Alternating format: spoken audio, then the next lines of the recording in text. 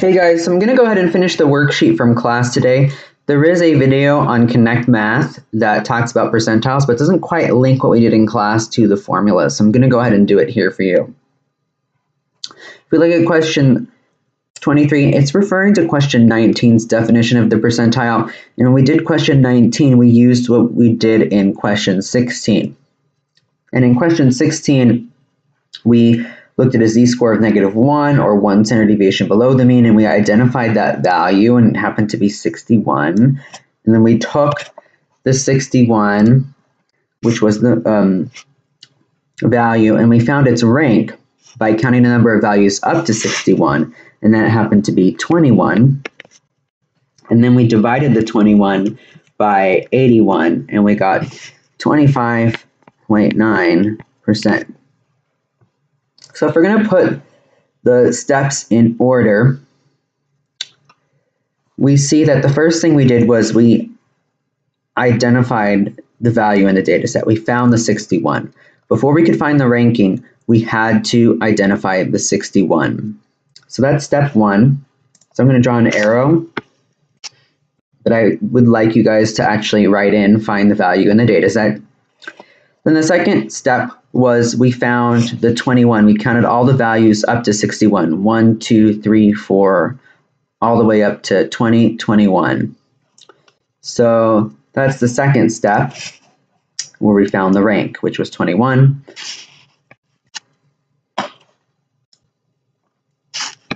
And then we divided the 21 by 81 to get the 25.9%. So we had to divide the values ranked by total number of values.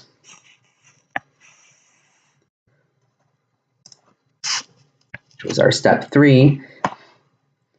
And then we turned it into a percent, or 25.9 out of 100. So we made it so that it had a denominator of 100.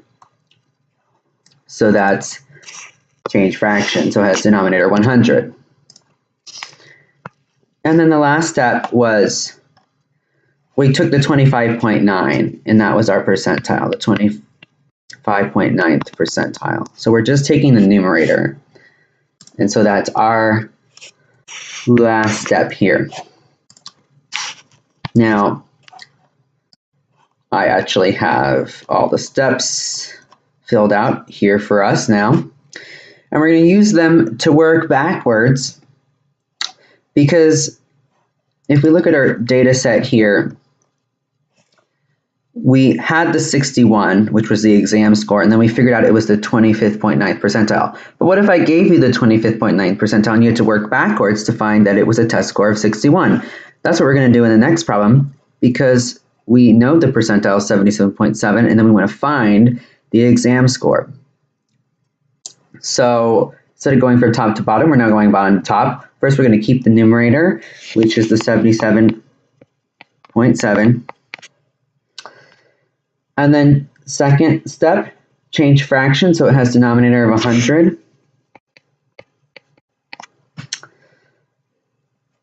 Next, divide values ranked by total number of values. Well, that's this fraction here. And we don't know the rank, we do know the total number of values. Total number of values, if we count all the values in the data set, is 81. If we take a look here, there are 81 values in this data set. We do not know the rank. It's not going to be 21 because that was the test score of 61, which had a percentile of 25.9. This time our percentile is 77.7, so it's going to be over here towards the end of the data set. So because we do not know what the rank is, I'm going to put an L here. So now we have a proportional relationship, and to solve this, we can multiply both sides by 81.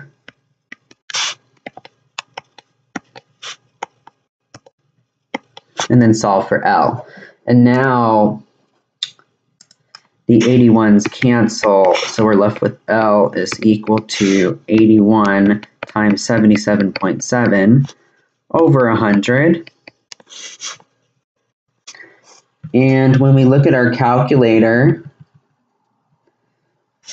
it gives us the 62.937, which that means that's the rank. So the rank is 62.937, or approximately 63.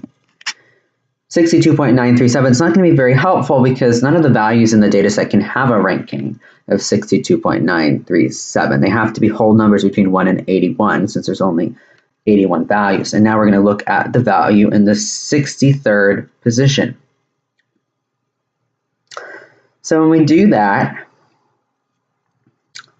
and we count the value in the 63rd position, 1, 2, 3, 4, 5. If you keep counting them, here's 17, 18, 19. You'll find that the value in the 63rd position is actually 84. So 84 is going to have the ranking of 63. So the exam score is 84. And that's the answer, because the question was looking for the exam score. The exam score was 84, and that has a ranking of 63, which corresponds to the 77.7th percentile. So now, in 25, we have a percentile formula for L equals P times blank over blank. Well, if we look at the formula, we had L equals 81 times 77.7 over 100. And so we're basically just identifying the values in the formula. And the P stands for percentile to make things easy. Well, the percentile was the 77.7. And then the 81, well, that was the total number of values in the data set. We're just going to use a little n. Doesn't matter if it's a population or sample. I know you normally use capital N for population. We're just going to make things easy. Just use a little n regardless if it's a population or sample. And the last thing we have is the 100 on the bottom. And so that's our percentile formula. We just need to multiply P, which in the last problem was the 77.7, times N, which is 81, and then divide by 100. And then we would have gotten the 62.937, or approximately 63. And then look in your data set to see where the 63 falls. Now, in the homework, I just want to point out that you always round up for the ranks. So in this case, we had 62.937. And so that was easy when we rounded that to 63. But in the homework, you're going to always round up. The only exception is if you get a number like 63 exactly. Let's do a different number like 22. Let's say you get 22 for your ranking. Exactly. So the book said to go to 60 or to go to 22.5. So if you get like a whole number like 22, instead of rounding up to 23, just go to 22.5 and go halfway between 22 and 23. So what that means, if let's say our ranking is 22. So here was 17, 18, 19, 20, 21, 22. If you get a whole number, if ranking is 22 exactly, then instead of rounding up to 23, and you're going to always round up, except if you get a whole number like 22 exactly, then you're going to look at 22.5. That's if you get a whole number, you just add a 0.5 at the end. Well, this is the 23rd term, and so if you go in between the 22nd and the 23rd term, well, that's going to be 62, because 62 is in the middle between 62 and 62. But let's say if your rank is 80 exactly, well, this is the 80th term. We're going to compromise and we're going to go to the 80.5, which is in the middle here. And in the middle between 94 and 95 is 94.5. So Connect Math is going to want 94.5. But that it's, again, if you get your rank exactly 80. Otherwise, if you get a decimal, you're just going to round it up and then look at the exact value like we did with the previous problem. We got 62.937, and so that rounded up to 63. We're not going to add a 0.5 because we had to round already to 63. No additional bump. So we just went to 84 here. That was the 63rd term. We didn't go halfway between 84 and 85. We just looked at the 63rd term, which was 84.